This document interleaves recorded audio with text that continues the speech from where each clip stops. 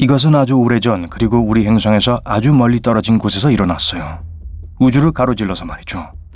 강력한 감마선 폭발은 겨우 0.5초 동안 지속되었지만 엄청난 양의 에너지를 방출했어요. 이것은 우리의 태양이 100억 년 동안 만들어낼 수 있는 것보다 더 많은 양이었죠. 이 짧은 섬광이 하늘 전체를 환하게 비추었죠. 그 후 훨씬 더 부드럽고 오래가는 빛이 이걸 대체했어요. 이 희미해지는 빛을 보면서 지구의 천문학자들은 이상한 적외선 신호를 발견했죠. 인간의 눈에는 보이지 않았지만 열로 인지되었죠. 엑스레이, 방사선, 광학, 그리고 적외선 파장으로 이 현상을 조사한 후 천체 물리학팀은 충격적인 결론을 내렸어요. 마침내 사람들이 갓 태어난 마그네타를 본 것 같았거든요. 사상 최초로 말이에요. 이 마그네타는 두 개의 중성자성이 합쳐지고 난 후 형성되었을 가능성이 커요. 그 결과 가장 밝고 가장 큰 별의 폭발 중 하나인 킬로노바가 야기되었죠. 이 빛은 마침내 2020년 5월 22일 우리 행성에 도달했어요. 하지만 제가 좀 앞서 나가고 있네요. 먼저 이 신성 마그네타 그리고 중성자성이 뭔지 알아보도록 하죠. 우리 태양 질량에 적어도 5배나 더 되는 거대한 별이 수명이 다 되었다고 상상해 봅시다. 아마 핵연료가 고갈되었기 때문이겠죠? 만약 그런 일이 일어난다면 별은 식기 시작해요. 내부의 압력은 떨어지고 중력이 안쪽으로 압축되기 시작해요. 그러고는 우리 행성의 100만 배 이상의 질량이 15초도 안 돼서 붕괴되어 버려요. 너무 빨리 일어나서 거대한 충격파가 별의 외부를 폭발시키죠. 이것은 눈부신 빛의 폭발을 일으켜요. 이 강력한 폭발을 초신성이라고 부릅니다.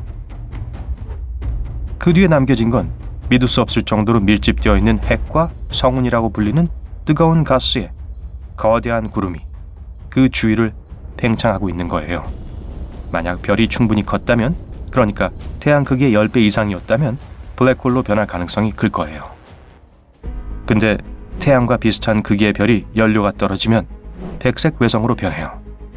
대부분의 외부 물질을 배출해 별의 뜨거운 핵만 온전하게 남죠. 이런 핵은 보통 섭씨 10만 도까지 가열되죠. 백색 외성은 우리 행성보다 약간 더 크지만 태양보다 2배나 더 무거워요. 즉, 이 별들은 우주에서 가장 밀도가 높은 물체 중 하나란 거죠. 백색 외성은 지구보다 밀도가 20만 배 높을 수 있어요. 보통 백색 외성이 식는 데는 10억 년 이상 걸려요. 특정 조건에서 이런 별은 폭발할 수 있어요. 그리고 이런 사건을 신성이라고 부르죠. 이것은 초신성이나 심지어 2개의 중성자성 또는 하나의 중성자성과 블랙홀이 서로 합쳐질 때 발생하는 킬로노바보다 훨씬 덜 밝아요. 어쨌든 다시 초신성으로 돌아갑시다. 만약 별이 크지만 블랙홀로 변할 만큼 충분히 거대하지 않으면 이것은 중성자성으로 변해요. 이건 기본적으로 거대한 핵이에요. 원자의 중심부죠. 이런 별들은 대부분 중성자로 이루어져 있고 32km보다 더 큰 경우는 거의 없죠. 비교를 위해 우리 태양은 지름이 거의 140만 킬로미터인데 이건 109개의 지구가 나란히 놓여질 수 있는 길이죠. 하지만 이 비교적 작은 크기에 속지 마세요. 모든 중성자성은 태양보다 적어도 1.5배 무겁고 강한 자기장을 갖고 있어요. 이 별 내부를 한 티스푼 퍼낸다면 이 물질은 10억 톤 이상 나갈 거예요. 그건 엄청난 밀도인데요. 중성자성을 사람들이 알고 있는 가장 극단적인 물체 중 하나로 만들죠. 다음 정거장은 블랙홀 그 자체예요. 2개의 중성자성이 합쳐질 때 종종 새롭고 훨씬 더 무거운 별을 만들어내요. 이 별은 수밀리초 혹은 그 이내의 블랙홀로 붕괴돼요. 하지만 3월에 기록된 빛의 섬광을 관찰한 한 천문학자들은 또 다른 결과가 있을 수 있다고 생각해요. 이들은 전에 관찰된 적 없는 걸 봤다고 거의 확신하고 있죠. 바로 마그네타의 탄생이에요. 이것은 초강력 자기장을 가진 특이한 형태의 중성자성이에요.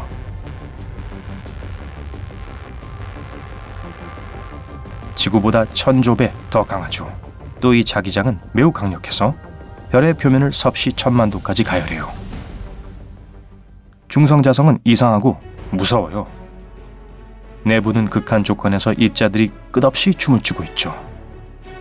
이것은 예상치 못한 이상한 구조를 낳죠.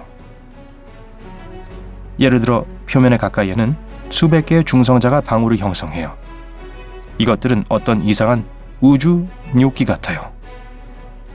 일단 더 깊이 들어가면 긴 사슬 모양을 만들어내죠. 우리가 가까이서 중성자성을 결코 탐사할 수는 없지만요.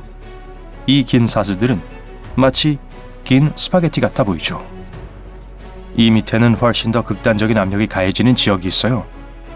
그곳에서 우리의 스파게티는 납작한 라자냐층으로 변하죠. 파스타로 계속 비교하자면 말이죠. 마침내 이 모든 층 아래 심지어 라자냐도 형태를 잃고 무형태의 덩어리가 되어버리죠. 하지만 이런 덩어리에도 튜브 모양의 틈이 있어요. 이거 GT 같아 보이지 않아요? 중성자성에 대해 또 다른 게 있는데 쉬지 않고 돌고 있다는 거예요. 그리고 이 회전은 초당 수백 번 이상으로 빠르죠. 가장 빠르게 회전하는 중성자성은 초당 700번 이상 회전해요. 그건 분당 42,000번과 같아요. 중성자성은 또한 굉장히 강한 자기장을 갖고 있어요. 그래서 중성자성의 생명체가 존재한다면 그건 2차원일 거예요. 별의 중력이 너무 강력해서 말 그대로 표면에 있는 모든 걸 평평하게 만들 겁니다. 그리고 만약 이런 별에 대기가 있다면 표면 위로 30cm 이상 더 멀리 퍼지지 않을 거예요. 하지만 중성자성이 이상하고 으스스한 것이라면 마그네타도 마찬가지예요. 아마 더 심할지도요. 이것의 놀라운 자기력 덕분에 이 별들은 가장 강한 자기장 경기에서 수월하게 이길 거예요. 간단히 말해서 마그네타는 우주에서 가장 강력한 자석입니다. 이들의 자기장은 이웃에 심각하게 영향을 끼칠 수 있어요. 이런 별에 가까워질 정도로 운이 나쁜 원자는 연필처럼 가는 선으로 늘어나게 돼요. 혹시 마그네타에서 수백 킬로미터 떨어진 곳에 있는 자신을 발견한다면 결과는 처참할 거예요. 자기장은 우선 여러분의 생체 전기에 교란을 줄 겁니다. 그 뜻은 신경 자극이 더 이상 작용하지 않을 거란 뜻이에요. 하지만 그게 다가 아니에요. 심지어 여러분의 분자도 별의 자기장의 영향을 받아 변하게 될 겁니다. 결국 여러분은 사라지게 되는 거죠. 만약 마그네타가 지구로부터 16만 킬로미터 이내로 날아온다면 세계의 모든 신용카드의 데이터가 지워지게 될 거예요. 전문학자들은 마그네타를 전해 본 적이 있어요. 하지만 태어나는 건 본 적이 없죠.